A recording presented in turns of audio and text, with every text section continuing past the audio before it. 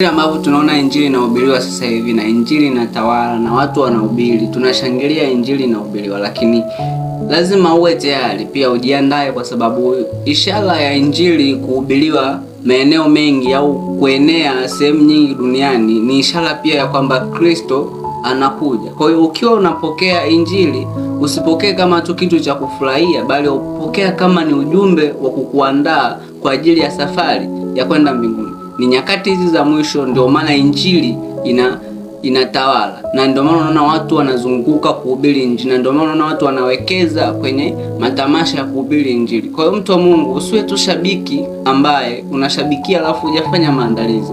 Andaa moyo wako, jitakase kwa damu ya Yesu. Kama hujaokoka, okoka, mjue Yesu Kristo, mpokee Yesu kwa Bwana na Mwokozi wa maisha yako, kwa sababu injili kuhubiriwa ni ishara ya kwamba yupo karibu, anarudi. Mtu wa Mungu, usikose safari hiyo.